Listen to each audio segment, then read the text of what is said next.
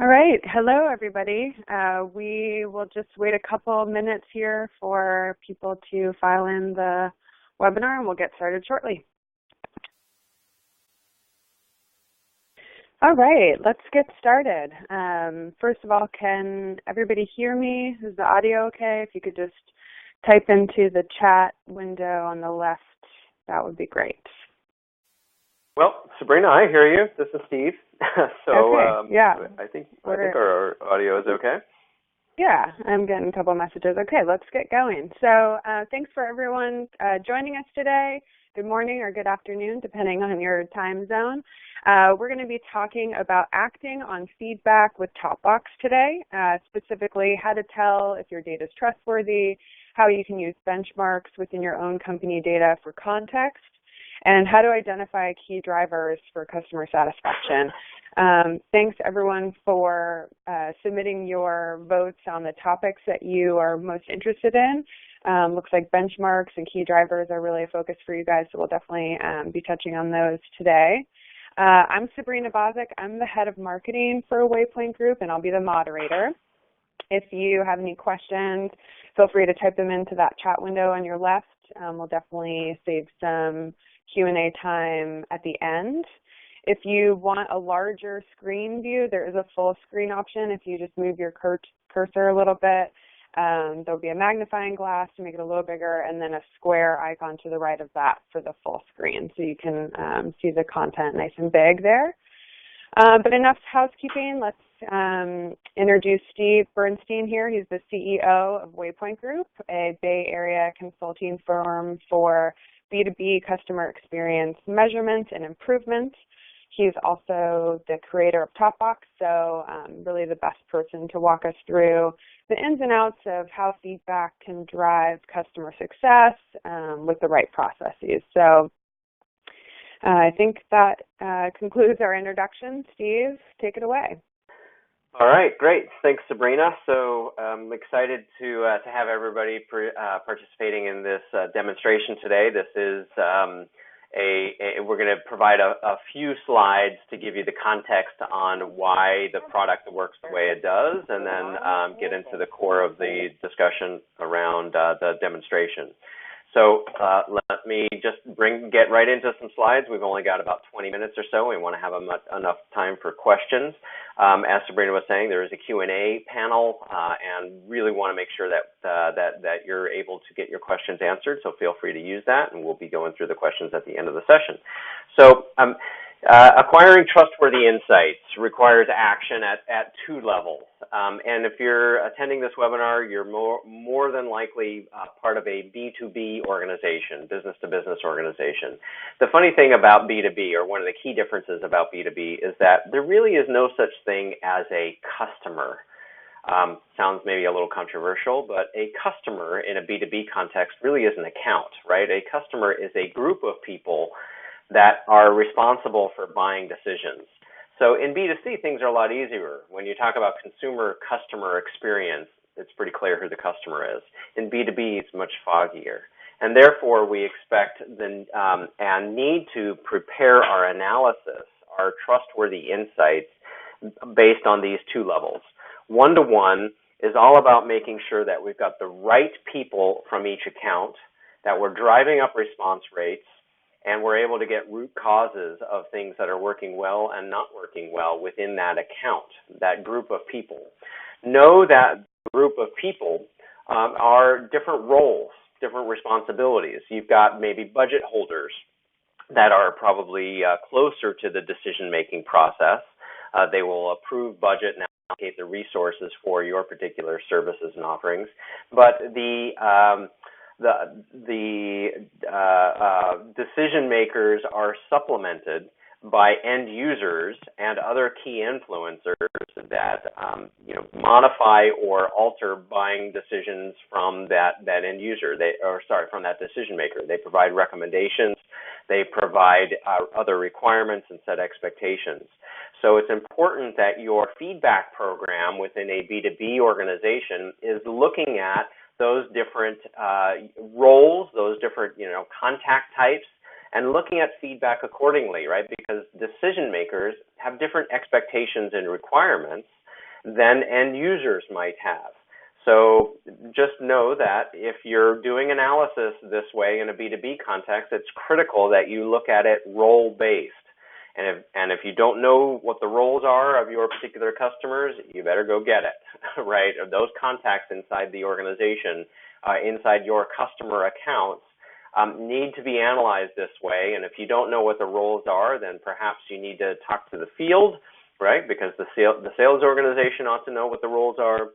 And perhaps you really want to consider asking that question on your questionnaire to be able to allow your contacts to identify their roles, but just you need to be extremely careful about using that method. Your customers, your contacts are expecting that you know them and you know who they are.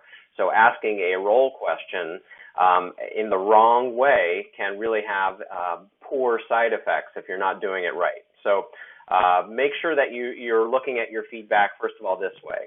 Then, that's the individual slices of the orange, right? That individual slice, that individual account. Now, at the one-to-many level, right, when you look at it in the aggregate, combining all these individual slices, that's where you want to look for the patterns across accounts.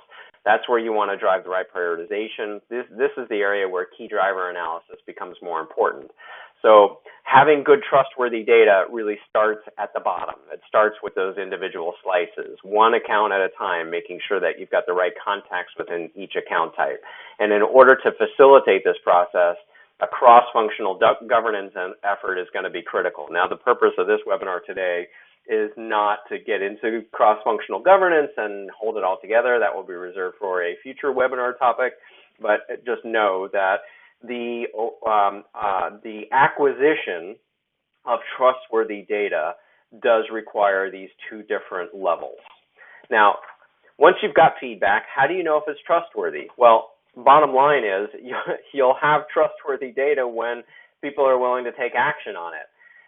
If people aren't willing to take action on it, then they don't trust it, obviously, right? But not to be flip about that, right? But really what we see is that people will take action on the data when they really understand it.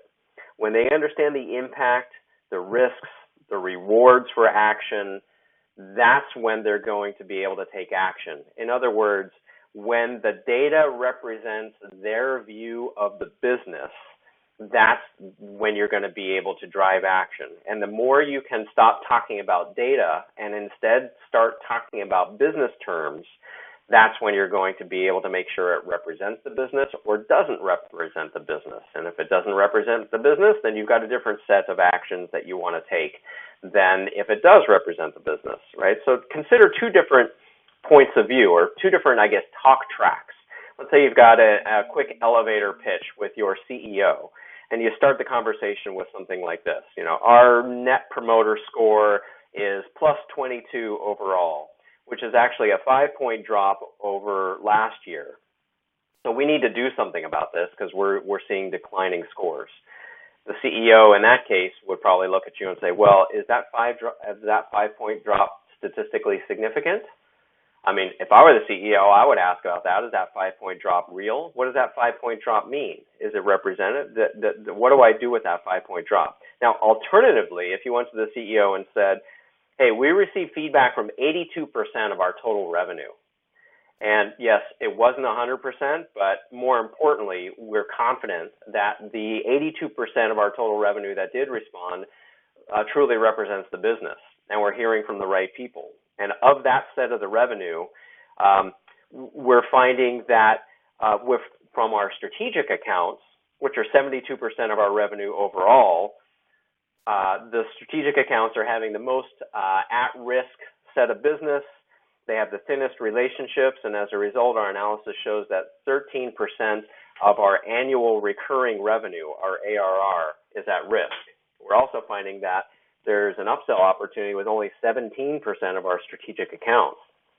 So we've got some serious sales issues and revenue issues with regards to what's coming up on the horizon. Can I tell you more?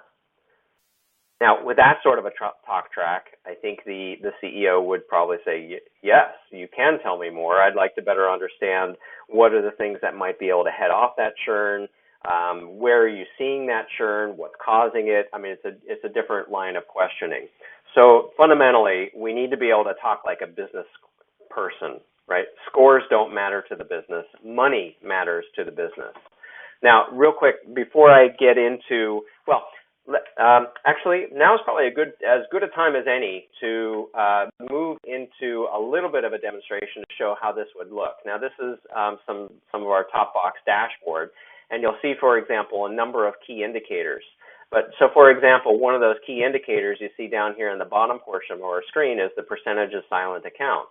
Now, in this very small demo data set that I'm using today, we've got monthly recurring revenue loaded in here for our financial analysis, and we see, in our demo system, we've got $362,000 of revenue, of monthly recurring revenue, MRR, loaded into the system. Now, in terms of silent accounts, we're hearing from the silent accounts are representing $63,000 per month in that revenue, which is only 17% of total revenue. So total revenue seems to be pretty well represented, right? In other words, we've got 83% of our total revenue is being represented by the system, where only 17% are from silent accounts. The percentage of accounts meeting the invitation guideline and response target, this is the whole idea of, are we inviting the right contacts? Are we hearing from the right people inside the accounts? Are they giving us, the right representation of the buying cycle? Are we hearing from the people that are really responsible for those buying decisions? And in this case, we're seeing in this demo, right, 77% of our total accounts are meeting the invitation guideline, but only 23% of our accounts are meeting our response target, meaning we're inviting the right people, but we're not hearing back from them. A significant problem that indicates the level of strength of the relationships. We've been talking, if you've been following WaypointGroup and TopBox, we've been talking a lot about the impact of silent accounts and response rates for quite some time. A lot of resources on our website that delve into this in more detail, and the fact that silent accounts tend to be significantly more likely to churn than accounts that are giving you feedback. So paying attention to these metrics and looking at who's giving you feedback and who isn't giving you feedback is very important, especially as you can tie it to financials and look at the impact of churn on the overall business as it relates to the customer feedback effort. So back over here to our talk track with our slides, right? So remember, what about margin of error, right? If we go back to that CEO talk track, and we've asked the CEO to pay attention to us because we say we've got this 5-point drop in Net Promoter Scores. And they might ask, is it statistically significant? Well, one of the things that you might be thinking about is, a standard margin of error, maybe a t-test that would look at, is this piece of data statistically significant? Now, know that t-tests and MOE, margin of error and the like, rely on averages to produce their statistical models. Now, let me ask you this. If you've got a happy person in an account and an unhappy person in an account, and you average them together, what do you get? You get one person who's neutral? No, you don't. So using averages can lead to lots of issues. I'm not going to get into all the issues with averages right now. In the interest of time, we've got to move forward on our demo, but just know that if you're using averages, you're probably creating some issues for yourself. What you really want to be looking at is instead helping people understand the findings, right? Somebody who might be asking you about averages is probably trying to figure out if they can explicitly trust the data, right? Maybe they are pointing to a potential concern that they have about being judged on their effectiveness, right?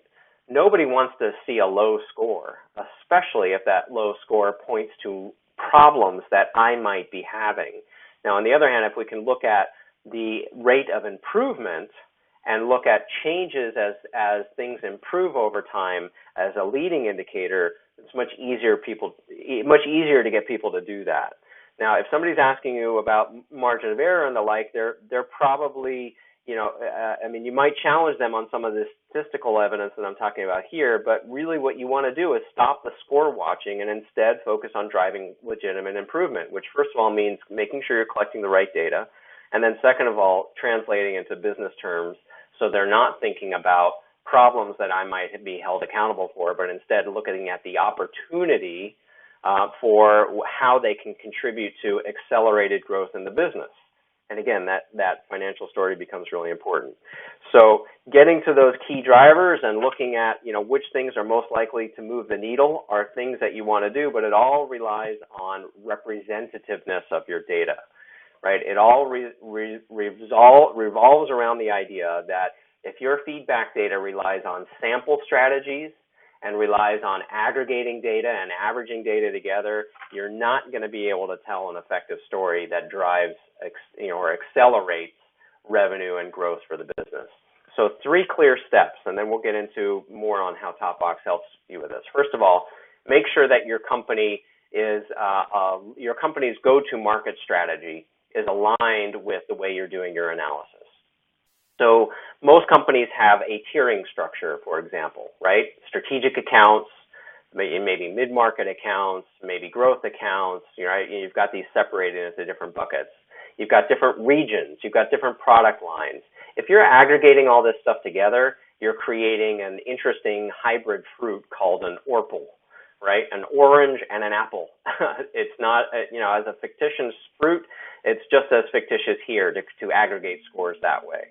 The second thing is looking at the buying syndicate that we already talked about, right? Improving your contact coverage, the people that you're inviting, and improving the response rates from the right people inside those accounts. And then third, looking at the financial recommendations and how well your feedback represents the business, right? Remember, you need to bring evidence to the picture, right, to your story that you're going to be telling your leadership team about the data. So going back over here now to the demo, one of the things, right, I've already shown you a bit of the high-level dashboard information, but let's take a look, for example, at our account summary. And I want to see how well our data is representing a particular segment of the business. So let's look at our Tier 1 accounts, and let's just look at who's responding from our little data set. We see, okay, we've got these 9 particular accounts that are strategic, and this is how many people were invited and who's responding, et cetera. I'm going to sort this by response rate, since we know very clearly that response rate is an important indicator. And we see customer 20 has a 55% response rate. Here's our Net Promoter Score for that particular account. Now, we invited 29 people from customer 20, as opposed to customer 3, which has a similar response rate of 47. But look at this, 138 contacts. That doesn't seem right, right? That seems like we're inviting everybody we know within that account. End users, all kinds of other people that are probably not involved in buying decisions at all. There's no way we can effectively follow up and handle 138 contacts. This is a problem. On the other hand, the 29 may be more realistic of a strategic account where we're selling perhaps multi-million-dollar deals over time. These 29 people might be a combination of power users, project managers, IT folks, trainers, decision makers, budget holders, key influencers, et cetera. Let's dive into these 29 people, take a look at what's going on, right? And so when we drill into that, we see, okay, here's the picture of these people within the account.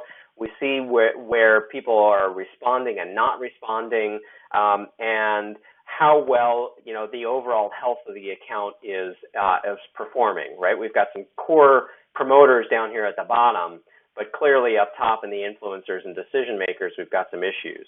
What are those issues? Let's take a look. I'm going to benchmark this account against like accounts and see if which are the things that seem to be causing us some of the issues inside this account. We see, for example, in the black line is how customer 20 is doing in this particular demo, right? And the blue bars are like accounts. Other strategic, the Tier 1 accounts that we've selected for our analysis. So we're comparing how is customer 20 doing against these others. And we see, generally speaking, the line is above the bar, right? So things are outperforming. Customer 20 is doing quite well, except in a couple of key areas, right? You see here technology and tech support are some of the issues that they seem to be troubled by. And in fact, actually, tech support has the biggest gap. So if I'm part of our account team and I see this kind of a chart, I can clearly see, well, this customer is clearly experiencing some issues with the way we're supporting them. Plus, they're not quite as bullish on our technology as other accounts. We better do something about that because like accounts are outperforming these guys, and that shouldn't be the case. I'm going to focus here, right, on these lower scoring areas. Now, this is all focused on that one-to-one level, right, with one individual account. With regards to the key driver analysis, I'm going to reset my filters here so that we can take a look at data in the aggregate. Let's see what things look like overall for our key driver analysis. We see here this 2x2 axes, right, or grid that shows us how well each of these attributes is performing relative to our overall question or overall health. And the way you read these is, first of all, to look at the importance of a particular attribute. Maybe it's the overall quality or the overall technology. And so, for example, up here in the aggregate, there's this dot success, right, which seems to be highly important. And then on our x-axis, we've got a measure of importance for that particular attribute. So highly important, not doing very well relative to some of the other attributes. This one, our overall implementation, same kind of thing. We start to see some of the things that are really important. Now, this doesn't quite jive, though, with what we saw in the previous customer 20, right? We saw previously our strategic, our customer, our tier one customers seem to be giving us something different. Let's take a look at that, right? And I'm going to do this side-by-side comparison and start to drill in a little bit more and see what those key differences are. Things are clearly quite different for our tier one accounts. Let me look at tier one compared to the other guys, right, as a clear differentiator or a clear difference in go-to-market strategy against these. Now we see these are our tier two and tier three accounts compared to our tier one accounts, and we start to see very clearly that it's really our training, for example, success, implementation. These are things that are not working well for our tier two and three business, but they are working better for our tier one business. So different drivers for different go-to-market strategies, it becomes an important element, and the better we can understand and tell that financial story, right, the better we're going to be able to drive the right action. Let's take a look. I mean, clearly there are people in the business that are focused on those tier two and tier three accounts. They are bringing some money in. Let's take a look at how much. And I'm going to do the same kind of analysis looking at tier two and three, and we want to look at all of our data and get a sense of what is the distribution of revenue that we can use to tell the right kind of action story, right? If we can improve the perception of customer success, for example, but for those tier two and three accounts, then we see what kind of financial impact that can have. So, for example, tier two and three accounts, clearly these low scoring accounts and silent accounts is where average spend is quite high. Total spend, if we add up our MRR, 45 plus 11, right? It's a huge amount of revenue in that particular segment that is at risk, right? But compared to our tier one, let's go and run this again and run our tier one accounts. Tier one obviously is looking quite different, right? In general, our high scoring accounts are spending a lot more, as we would expect. A lot of money in the mid-scoring bucket, which isn't quite at risk, but it clearly starts to show an upsell opportunity, right? High-scoring accounts are spending less on average than our mid-scoring accounts, and high-scoring accounts are represented with a total low amount of dollars in this picture. We do want to look at upsell and cross-sell opportunities for those high-scoring accounts. Diving into the feedback in more detail would give the account teams a clear picture of, okay, which are those high-scoring accounts? What aspects, what levers can I pull, right, because they already love me? Where might I be able to make the appropriate sales call? As opposed to these low-scoring accounts, which are underperforming in general and not as likely to take a sales call, not as likely to drive a cross-sell, upsell picture until we've driven the right kind of health. So again, you've got all the data. Whether you've got TopBox or not, you've got an opportunity and a responsibility to pull this kind of a story together. TopBox obviously facilitates that, but I would suggest strongly that you partner with your finance organization to get the right kind of financial information, partner with your field organization to pull in the right kind of contact information, drive up response rates, and tell the right kind of effective story. With that, Sabrina, I know we've got just a few minutes left for questions. Help me out here. What's coming up on the chat side of things? Yeah. One question is kind of, what are the next steps that you would take after looking at the benchmark data? Can you see individual responses? What's the best plan of action? Yeah, that's a very good question. That's a very good question. I'm going to show you back over here. So if we've got within this benchmark example, we're looking at this one particular account. The best way to, there's a number of ways to kind of see the data, but let me reset all my filters, and I think we are looking at customer 20. And let's look at, at the most recent wave. And so within the system, not only do we see the overall picture of health and strength of the relationship, but now we can drill in and see all the specific comments and the areas that people are talking about. So look for those particular comment questions, look for those particular responses, get a better sense of what people are telling you, and start then to create a joint account plan. I would say it's very important, again, especially for your strategic accounts, that the account team takes that benchmark, takes this individual set of comments, and uses it to prioritize the things that are really most important for the account. So you may very well have an opportunity to focus on overall technology perceptions, because that's what's scoring low in the account, but I would ask you to make sure that that's an important issue for the customer, and then work jointly on the right improvement actions, because we certainly don't see that as a perception problem with other accounts, and that may be a key driver and may cause churn in the future.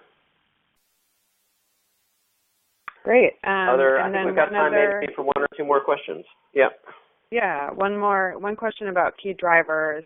How can a customer success team prioritize the key drivers? Is there a way to kind of view, I know that one part of the axis on the correlation chart had to do with importance, but is there another way the team could look at that?